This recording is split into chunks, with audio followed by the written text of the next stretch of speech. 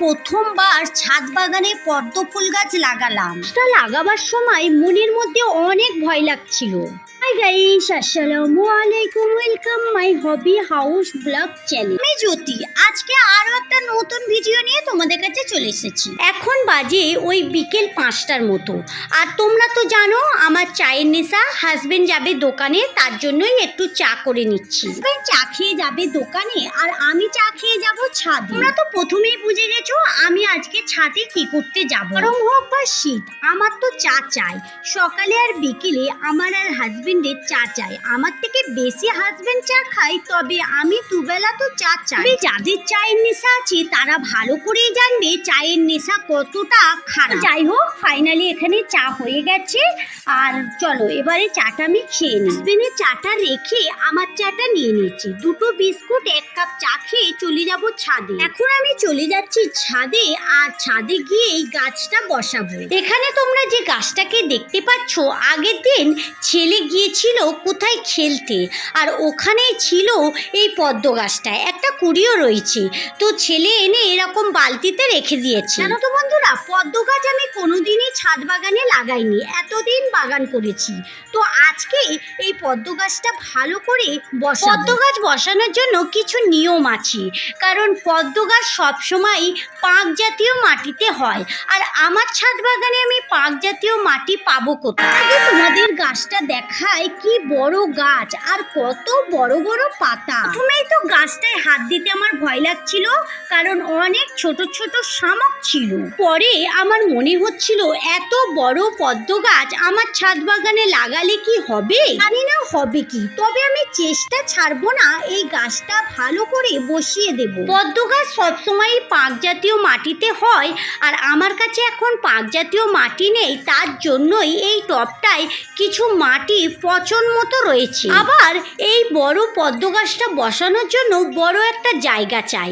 এখন আপাতত আমার কাছে কোনো রকম বড় জায়গা নেই, এই বড় টবটাই রয়েছে। এতে যেই গাছগুলো রয়েছে, এই গাছগুলো সাধারণত ছোট একটা টবে বসিয়ে দিলে হবে। তো এই বড় টবে থেকে গাছগুলো আমি তুলে নিয়েছি। পরেই প্রথমে এই টবটা থেকে মাঝ বরাবর কিছু মাটি তুলে নিচ্ছি, কারণ এই গাছটায় অনেক বড় শেকড় রয়েছে, আর গাছটাও কিন্তু অনেকটাই বড়। জন্যই টব থেকে কিছু মাটি তুলে নিয়েছি, আর নিচের দিকে কিছু মাটি রয়েছে, ওটা কিন্তু টাইট করে দিতে হবে। যাই হোক, এখানে গাছটা বসাবো।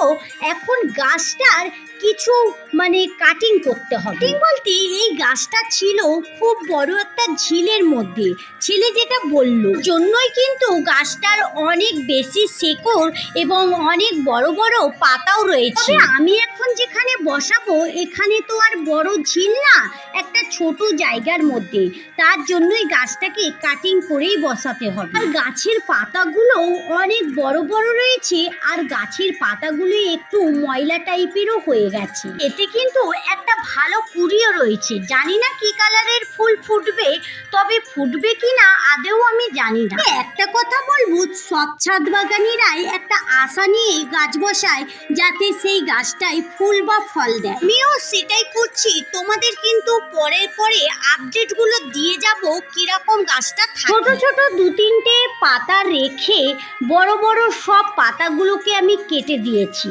কারণ এই পাতাগুলো থাকলে এই ছোট জায়গার মধ্যে ভালো করে গাছটা হতে পারবে না। আমি চাইছি গাছটা বসাবার পর এটিকে আবার নতুন করে পাতা বের হোক এবং ফুলের কুড়ি আসুক। নিচের দিকে অনেকটাই শিকড় রয়েছে, শিকড়গুলো একটু একটু কেটে দিতে হবে, কারণ এই ছোট জায়গার মধ্যে শিকড়গুলোই একদম ভর্তি হয়ে যাবে, আর গাছটা থেকে আর অন্য শিকড় বেরোতে পারবে না। যাই হোক, জানি না আমার এই ভিডিওটা কে কে দেখছো।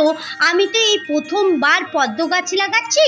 তোমরা কেউ যদি পদ্ম গাছ লাগিয়ে থাকো, তাহলে আমার পদ্ম গাছটা লাগানো সঠিক হয়েছে কিনা আমাকে অবশ্যই কমেন্ট বক্সে জানাবে। দিন ছেলেই গাছটা নিয়ে এসেছিল, আগের দিন থেকে নিয়ে রাখা ছিল, আমার মাথার মধ্যে ঘুরছিল গাছটা কিভাবে লাগাবো। একদিন পুরো পার হয়ে গেছে, আর বেশি দিন রাখলে গাছটা হয়তো মারাও যেতে পারে, তাই গাছটাকে ভালো করে পরিপাটি করে বসিয়ে দিই, জানি না কিরম ভাবে হবে। আচ্ছা তোমরা বলো তো, তোমাদের ছাদ বাগানে কি কি কালারের পদ্ম ফুল গাছ আছে আর কি ভাবে তোমরা পরিচর্যা করো। আমার তো পদ্ম ফুলের বিষয়ে কিছু আইডিয়া নেই, আমি যতটুকু পেরেছি নিজের মন থেকে নিয়ে লাগিয়ে দিচ্ছি। তবে এটা জানি পদ্ম গাছ পুরো ভালো পরিষ্কার পানিতে হয়, তবে এর পানিটা প্রতিদিন একবার করে ওভারলোড করে দিতে হবে। তো এটা ভালো করে জানি। যাই হোক, গাছটা মাঝখান থেকে একটু মাটিগুলো ফাঁক করে দিয়ে গাছটা মাঝ বরাবর বসিয়ে দিয়েছি, আর ওপর থেকে আবারও শিকড়ের দিকে কিছু কিছু মাটি দিয়ে শিকড়টাকে খুব ভালো করে চাপ দিয়ে এঁটে দিতে হবে। তবে তোমরা অনেকেই বলবে যারা পদ্ম গাছ লাগাও মাটিটা কিছুদিন পচন করার পর লাগালে ভালো হতো। তবে বন্ধুরা, আমার এই আশেপাশের মধ্যে কোনো রকম পুকুর নেই, তার কারণেই আমি কোনো পাক মাটি আনতে পারছি না, নিতেও পারছি না।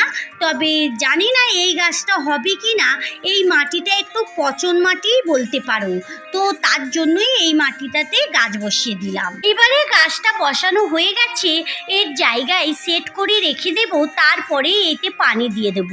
এখানটায় রেখে দিচ্ছি, এখানটায় কিছু সময় রোদ আসে, আবার কিছু সময় একটু ছামাও হয়ে যায়। এখন গাছটাকে এই গোড়াগুলোকে ভালো করে এঁটে এঁটে দিয়ে তারপরে উপর থেকে এখানে পানি দিয়ে দেব। পদ্ম গাছের পানিটা সব সময় পরিষ্কার পরিচ্ছন্ন রাখতে হবে, না হলে পদ্ম গাছের পাতাগুলো পচে মারা যেতে পারে।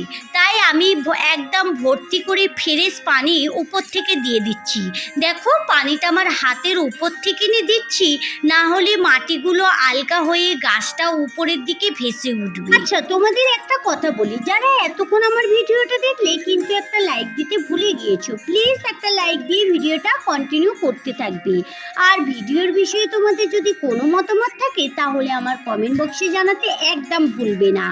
আর তোমরা যদি আমার নতুন বন্ধু হয়ে থাকো তাহলে আমার চ্যানেলটা সাবস্ক্রাইব করে সঙ্গে থাকতে পারো।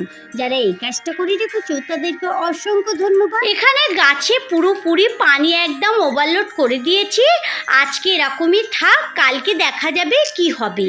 আর এখন যে গাছগুলো রয়েছে আমার তিনতলার ছাদে প্রচণ্ড রোদ, তার কারণে অনেক গাছ কিন্তু শুকিয়ে যাচ্ছে দেখো, তাই একটু একটু করে সব গাছে পানিও দিয়ে দিচ্ছি। দিকে একটা পত্তলিকা গাছের স্ট্যান্ড বানিয়েছি, দেখতে ভালো লাগছে, এখনো কিছু করতে বাকি রয়েছে। আর এখানে দেখো পদ্ম গাছটা বসানো হয়ে গেছে, একটা কুড়িও রয়েছে, তোমরা দেখতে পাচ্ছ কি জানি না। তাহলে বন্ধুরা চলো, আজকের মতো ভিডিও এই পর্যন্তই। দেখা হচ্ছে নতুন কোনো ভিডিওর সঙ্গে। ভালো থেকো, সুস্থ থেকো, সাবধানে থেকো। Thank you.